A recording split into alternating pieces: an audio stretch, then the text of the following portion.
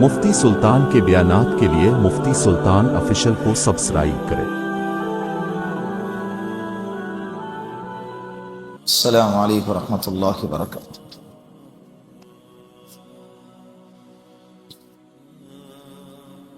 الحمد للہ نحمده ونستعینه ونستغفره ونؤمن به ونتوکل علیہ ونعوذ باللہ من شرور انفسنا ومن سیئات اعمالنا، من يهده الله فلا مضل له ومن يضلله فلا هادي له، ونشهد ان لا اله الا الله وحده لا شريك له، ونشهد ان سيدنا وسندنا وحبيبنا ومولانا محمدا عبده ورسوله، اما بعد فقد قال الله تبارك وتعالى في القرآن المجيد والفرقان الحميد، فاعوذ بالله من الشيطان الرجيم، بسم الله الرحمن الرحيم، اليوم اكملت لكم دينكم واتممت عليكم نعمتي ورضيت لكم الاسلام دينا، وقال تعالى في مقام آخر، يا أيها الذين آمنوا ادخلوا في السلم كافة، وقال النبي صلى الله عليه وسلم، من صام رمضان ثم أتبعه ستا من شوال كان كصيام الدهر، أو كما قال عليه الصلاة والسلام۔ صدق الله مولانا العظيم وصدق رسوله النبي الكريم، ونحن على ذلك من الشاهدين والشاكرين والحمد لله رب العالمين۔ پیار محبت کے ساتھ ایک دفعہ درود پاک پڑھ لے۔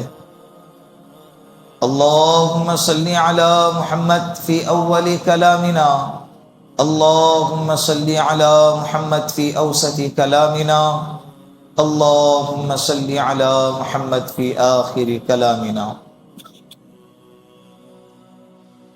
اللہ رب العزت نے ہم لوگوں پر بہت ہی بڑا کرم اور احسان کا معاملہ فرمایا کہ رمضان المبارک کی قیمتی لمحات اللہ نے ہم کو عطا فرمائے۔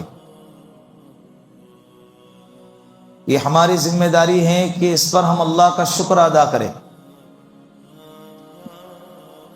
رمضان المبارک جس کو مل گیا اعمال صالحہ کے ساتھ، گویا کہ اللہ رب العزت نے اس کے لیے مغفرت کا ایک اور موقع عطا فرمایا۔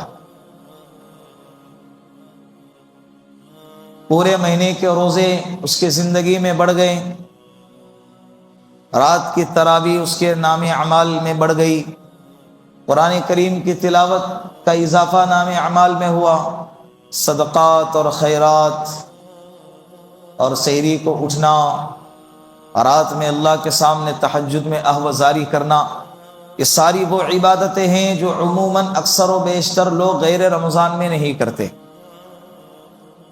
یہ اللہ نے ہم کو عطا فرمائے تھے۔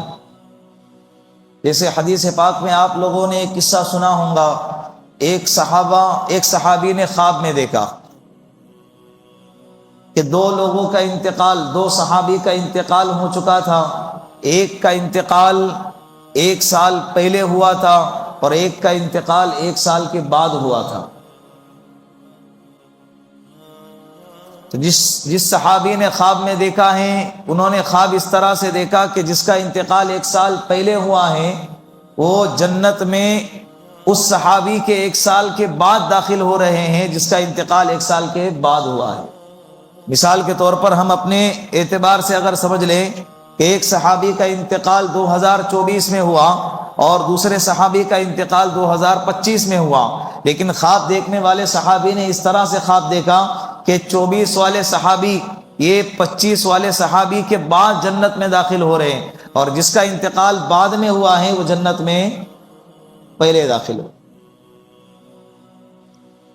سمجھ میں نہیں آیا خواب،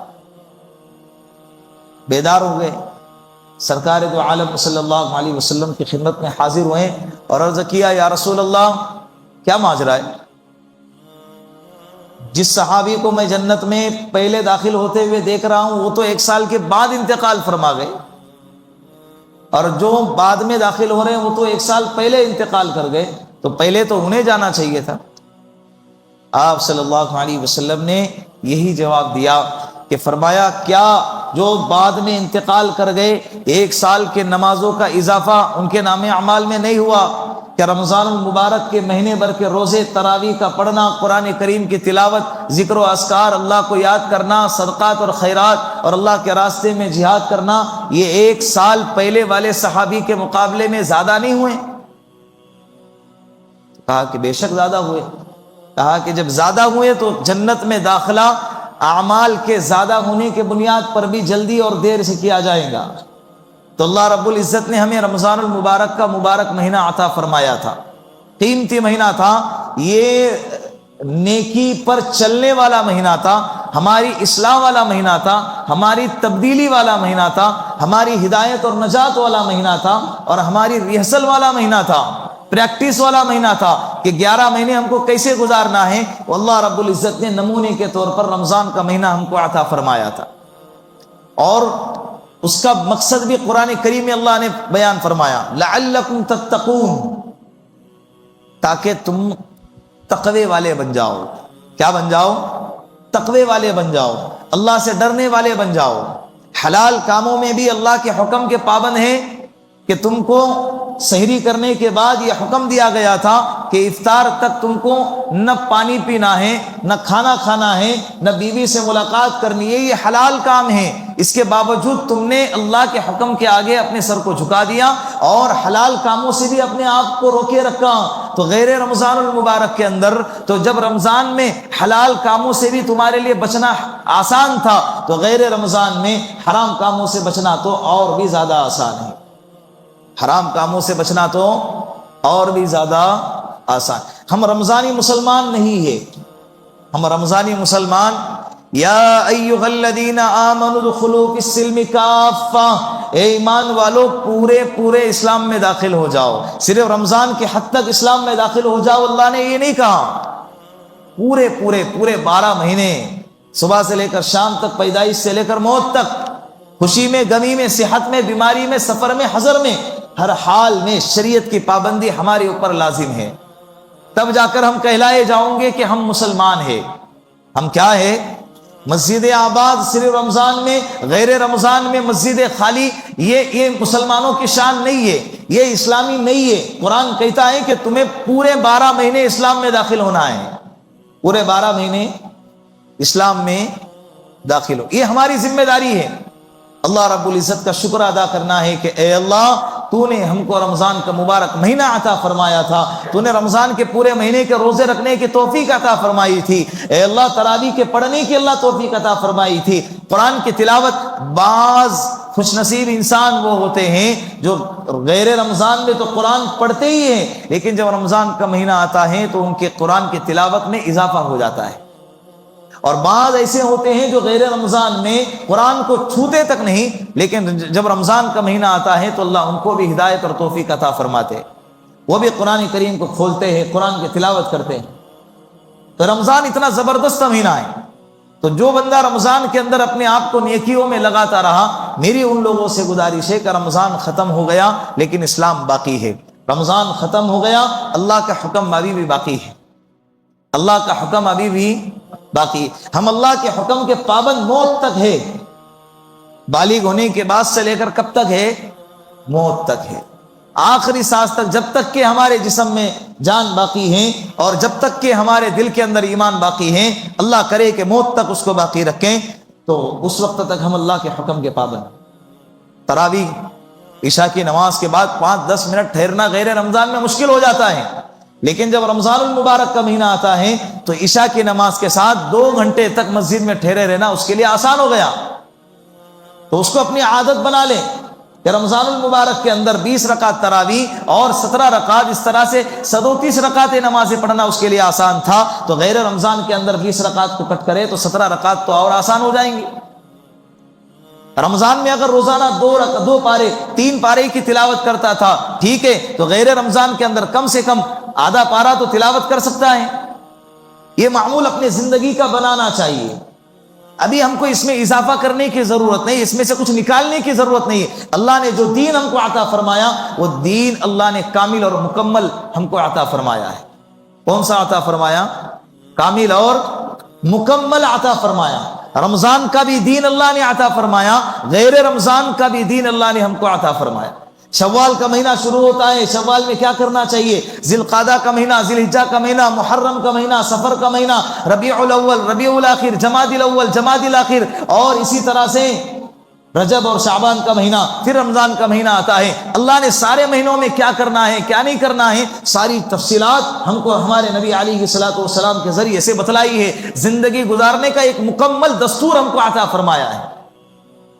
میں کل ہی اپنے گھر والوں سے کہہ رہا تھا کہ اللہ نے کیا بہترین دین ہم کو عطا فرمایا۔ ہم جب سفر میں جاتے ہیں تو سواری پر سوار ہونے سے پہلے، گھر سے نکلنے سے پہلے ہم کو کیا کرنا چاہیے؟ جب گھر سے نکلیں گے تو کون سی دعا پڑھنی چاہیے؟ سواری پر جب سوار ہو تو کون سا پیر رکھنا چاہیے؟ جب سواری پر سوار ہو جائیں تو کون سی دعا پڑھنی چاہیے؟ سواری جب نکل جائے تو کیا کرنا چاہیے؟ نمازوں کا طریقہ کیا ہے؟ اور جب باہر نکلیں کام کاج کے لیے تو جب تک کام مکمل نہیں ہوتا تو اپنے نظروں کی حفاظت کرو، راستوں کا حق ادا کرو، دوسروں کو تکلیف دینے سے بچو، اور جب کام مکمل ہو جائے تو فالتو ٹائم پاس نہیں کرنا ہے۔ اللہ کے رسول نے فرمایا سفر میں جب جاؤ وقت اور کام پورا ہو جائے تو سیدھا کہاں چلے آ جاؤ؟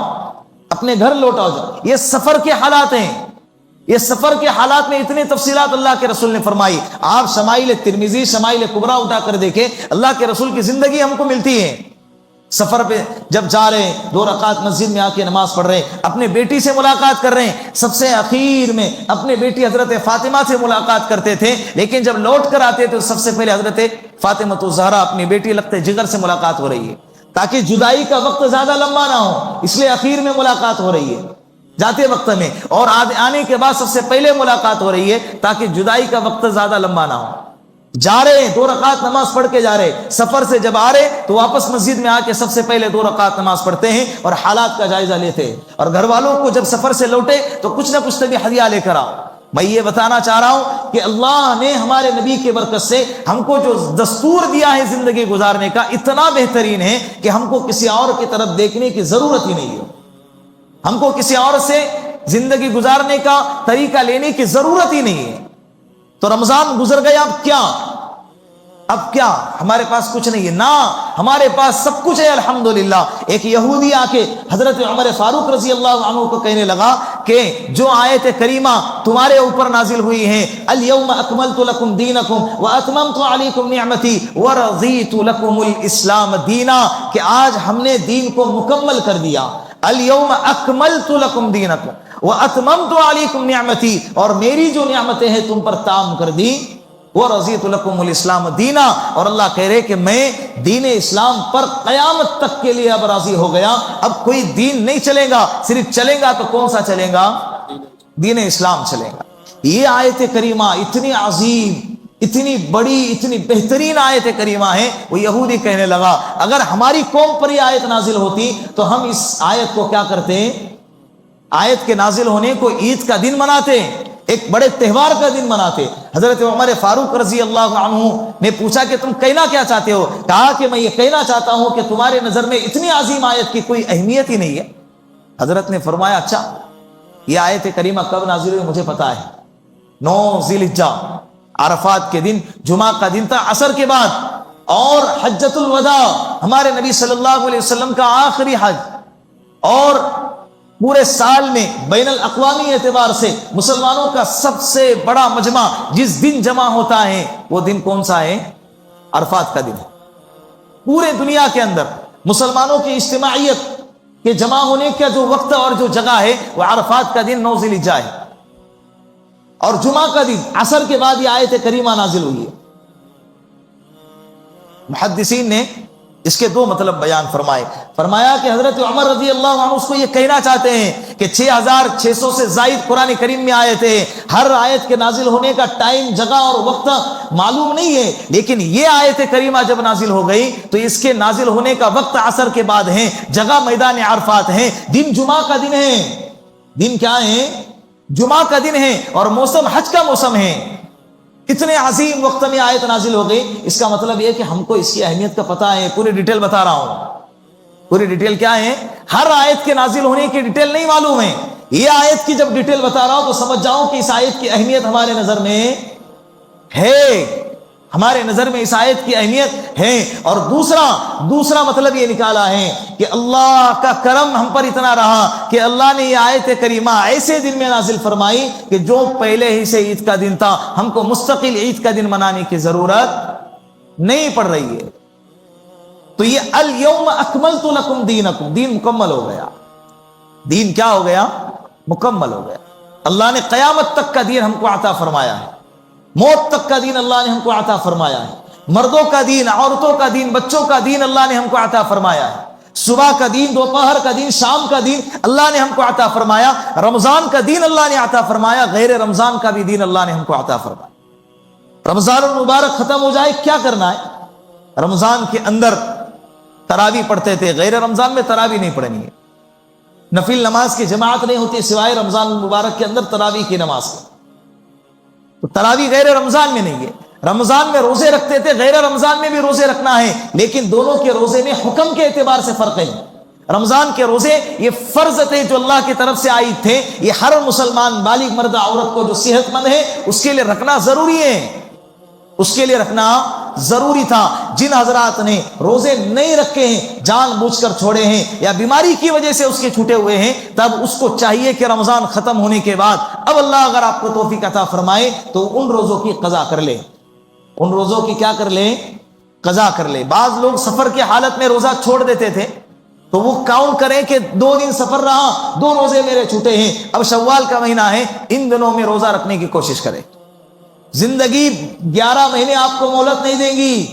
جتنا جلدی ہو سکے اپنے اوپر سے ان روزوں کی قضا اتارنے کی کوشش کریں. عورتیں رمضان المبارک کے اندر اکثر و بیشتر عورتوں کا، بلکہ سبھی عورتوں کا یہ نظام اللہ نے چلایا ہے، جب تک 55 سال کی عمر سے اوپر نہیں ہوتی ہیں، ہر ماہ ان کو کچھ ایام ایسے آتے ہیں جس میں رمضان، جس کے اندر روزے نہیں رکھ سکتی، قرآن کی تلاوت نہیں کر سکتی، نماز نہیں پڑھ سکتی. تو جب رمضان آتا ہے تو اس وقت میں بھی یہ حالت آتی ہیں تو وہ نمازیں نہیں پڑھتی تھی، روزہ نہیں رکھتی تھی. نمازوں کی قضا نہیں ہے، روزوں کی قضا ان کو کرنا ضروری ہے. بعض عورتیں سمجھتی ہیں کہ ہم پر روزہ بھی نہیں ہے. نہ، ان کو ان روزوں کی بھی قضا کرنا ضروری ہے. تو کسی کے 5 چھوٹے ہیں، کسی کے 7 چھوٹے ہیں، کسی کے 8 چھوٹے ہیں، تو وہ ان روزوں کی قضا شوال کے مہینے میں کرے. جتنا جلدی ہو سکے اتنا جلدی ان روزوں کی قضا کرنے کی کوشش کرے. یہ ضروری ہے. یہ کیا ہے؟ یہ ضروری ہے. نفل روزے، شوال کے 6 روزے یہ بعد میں رکھے، سب سے پہلے ان چھوٹے ہوئے روزوں کو پورا کرنے کی کوشش کریں.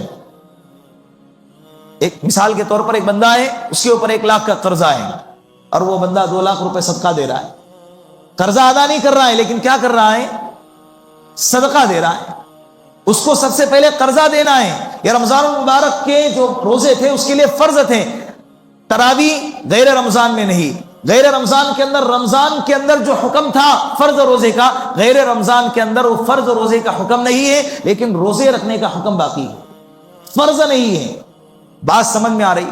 یہ اب رمضان ختم ہو گیا. آپ صلی اللہ علیہ وسلم نے ہم کو ایک حدیث پاک کے اندر شوال کے فضیلت میں ایک حدیث بیان فرمایا کہ من صام رمضان، جو شخص رمضان کے پورے مہینے کے روزے رکھے، رمضان کے پورے مہینے کے روزے رکھے، ثم اتبعه 6 من شوال، پھر رمضان گزر گیا، پھر شوال کا مہینہ آ گیا، تو 1 شوال کو چھوڑ کے باقی کے جو 29 شوال ہے یا 28 شوال ہے، ان ایام کے اندر اگر کوئی بندہ 6 روزے رکھتا ہے، کان کصیام الدہر، اللہ اس کو پورے زندگی، پورے زمانے بھر کے روزہ رکھنے کا ثواب عطا فرمائے.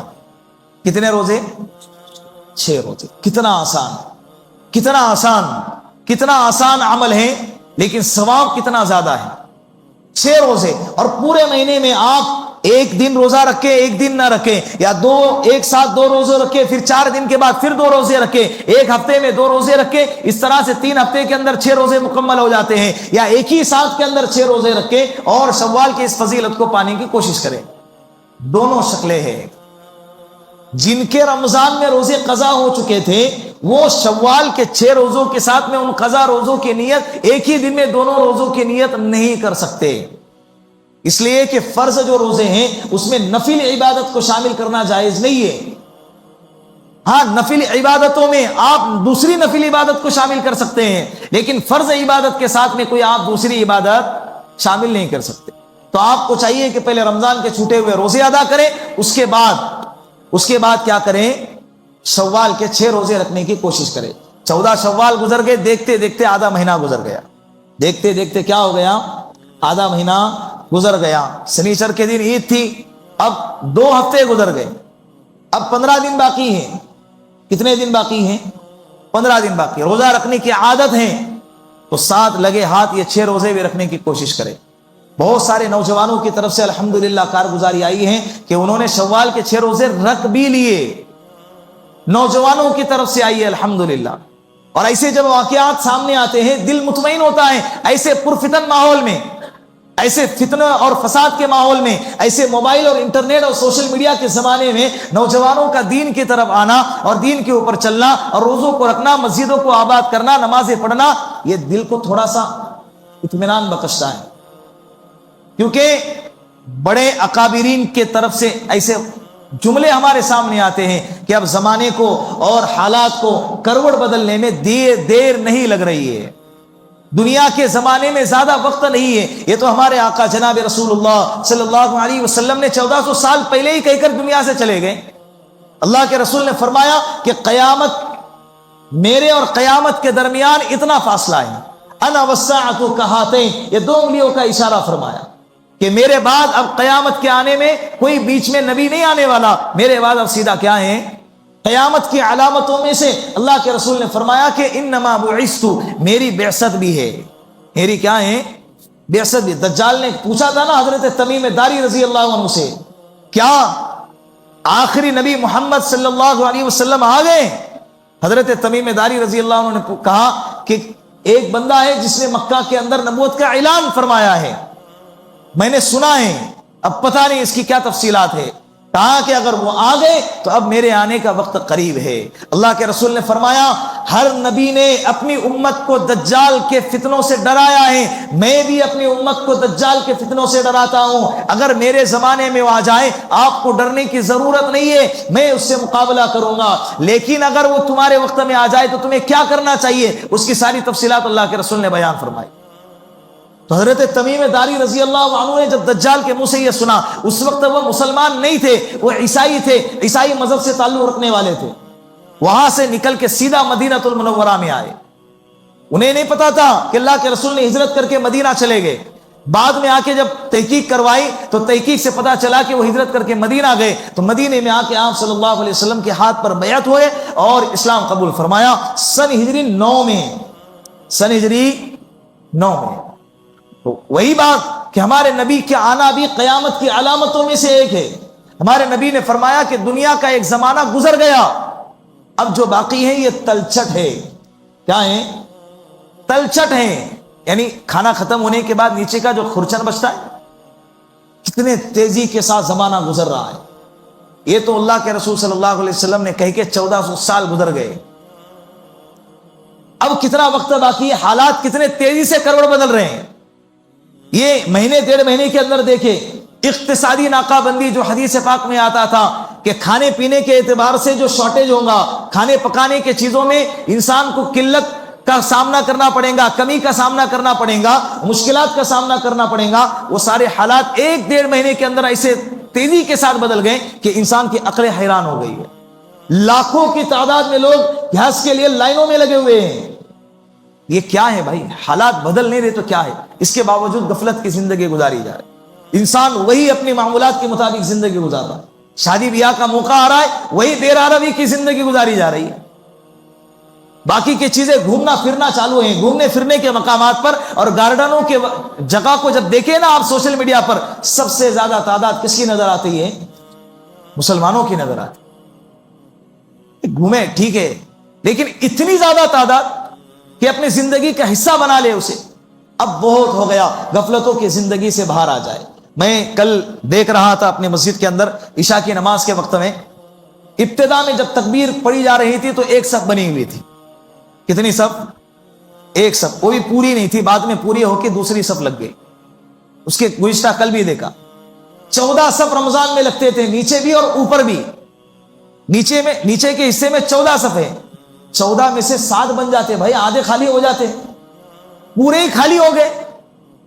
اس میں نقصان کس کا ہے؟ نقصان اللہ کی ذات کا بالکل بھی نہیں ہے۔ لن یضر اللہ شیئا، تم اور ہم مل کے اور ساری کائنات مل کے بھی اللہ کو اگر نقصان پہنچانا چاہے تو ذرہ برابر بھی نقصان نہیں پہنچا سکتے۔ ساری زندگی آپ نمازیں نہ پڑھ لو، ساری زندگی آپ روزے نہ رکھ لو، ساری زندگی قرآن کو دیکھے بھی نہیں، تلاوت بھی نہ کریں، اللہ کا کیا نقصان ہے؟ اللہ کا کیا نقصان ہے؟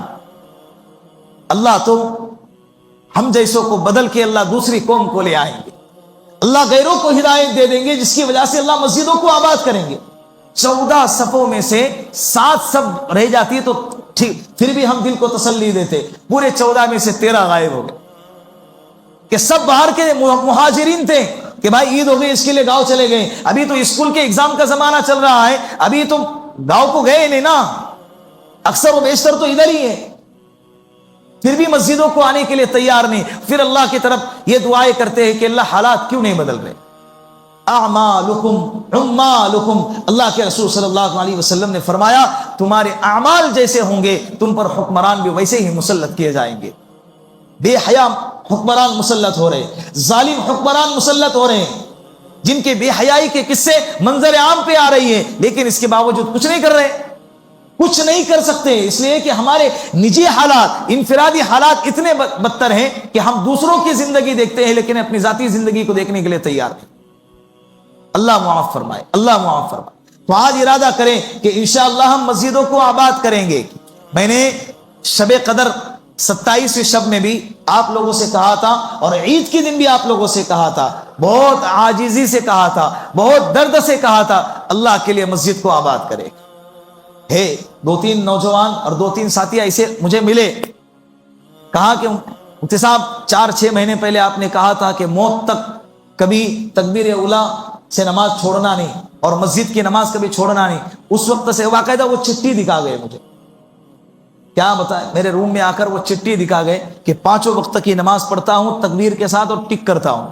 اور رمضان میں اصل میں وہ بندہ کب کہنے لگا؟ جب عصر کے وقت میں پانی کا کچھ مسئلہ ہوا تھا نا، لائٹ گئی تھی، تو اس وقت میں یہ اعلان کیا تھا کہ 2 نمازیں ہوں گی۔ بہت دیر تک انتظار کرنا پڑ رہا تھا، جو ساتھی وضو سے تھے ان کی نمازیں پڑھائی گئی اور جو ساتھی وضو سے نہیں تھے ان کے لیے پانی کے انتظار میں تھے، کہا کہ دوسری جماعت ہوگی۔ تو غالباً وہ دوسری جماعت انفرادی طور پر لوگ پڑھ کے چلے گئے۔ تو وہ بندہ یہ آ کر کہنے لگا کہ اب میری دوسری نماز تو ہو گئی لیکن جماعت کے ساتھ نہیں ہوئی، تو کیا مجھے وہ ثواب ملے گا؟ کہا کہ جان بوجھ کے تو چھوڑا نہیں ہے نا۔ آپ اندازہ لگائے جان بوجھ کر چھوڑنے والے کی تعداد کتنی زیادہ ہے۔ وہ بندہ نماز پڑھ کے بھی پریشان ہے کہ مجھے جماعت کی نماز کیوں نہیں ملی، مجھے جماعت کی نماز کیوں نہیں ملی، اور ہم جان بوجھ کے جماعت کی نمازیں چھوڑ دیتے ہیں، جان بوجھ کے نمازیں چھوڑ دیتے ہیں، فجر کی نماز، ظہر کی نماز، عصر کی نماز چھوڑ دیتے ہیں۔ اذان کی آواز کانوں میں سنائی دے رہی ہے، اس کے باوجود پیر مسجد کی طرف نہیں آ رہے۔ کتنی بڑی بدنصیبی ہے، کتنی بڑی بدنصیبی ہے۔ اللہ کے سامنے رونا چاہیے، گڑ گڑانا چاہیے، اللہ کیا ہو گیا ہے؟ اللہ میں مسجد کی طرف کیوں نہیں آ رہا؟ اللہ مجھے کیوں آنے نہیں دیا جا رہا؟ اللہ اگر میں گناہ کر رہا ہوں مجھے معاف کر دیجیے۔ گناہوں کی وجہ سے بھی اس کی نحوست اتنی خطرناک ہوتی ہے کہ اللہ مسجد میں آنے نہیں دیتے۔ اسی لیے اپنے آپ کو اب بچانے کی کوشش کرے، بد نظری سے اپنے آپ کو بچائے، نظروں کی حفاظت کرنے کی کوشش کرے، اور اسی طریقے سے جھوٹ بولنے سے اپنے آپ کو بچائیں، غیبت سے اپنے آپ کو بچائیں، اور دھوکہ دینے سے اپنے آپ کو بچائیں۔ من غش فلیس منا، اللہ کے رسول نے فرمایا جو دھوکہ دے وہ ہم مسلمانوں میں سے نہیں ہے۔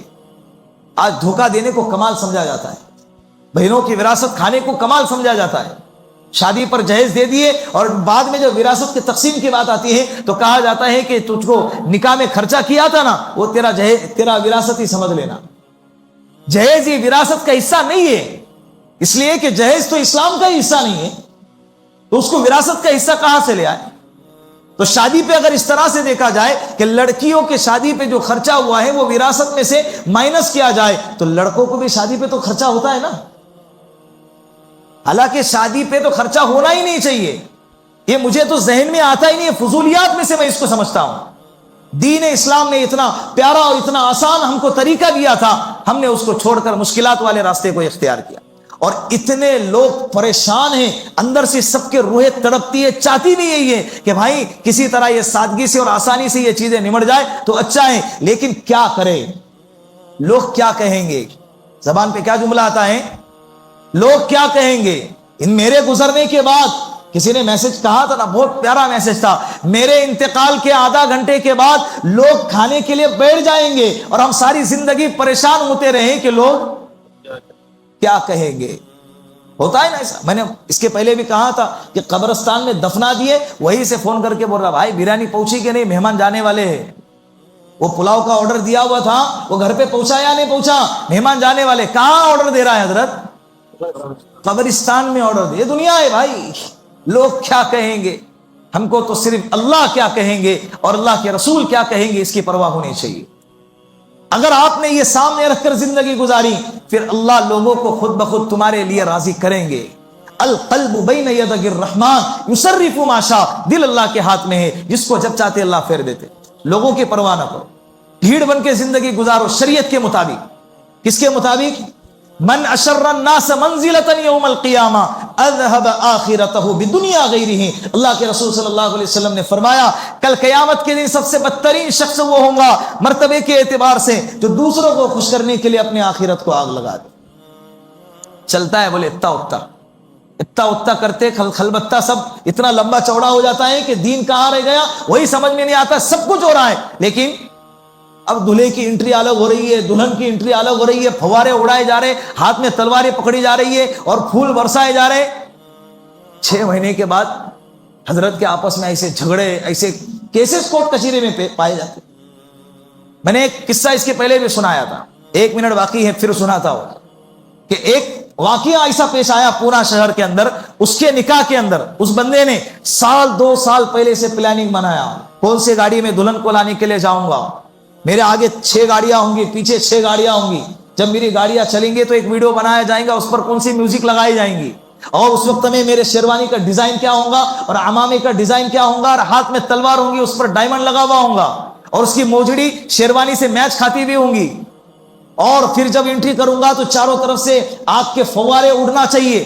یہ اس طرح سے اس نے پلاننگ بنا اور کیا بھی اس نے۔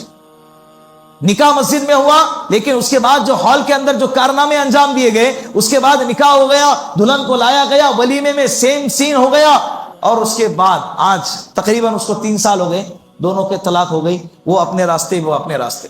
بچانے کی لاکھ کوشش کی گئی، بچانے کی لاکھ کوشش کی گئی کہ کسی طرح یہ رشتہ نبھ جائے، بن جائے اور آگے چل جائے، لیکن پھر بھی آپس میں نہیں بن سکے اور دونوں الگ ہو گئے۔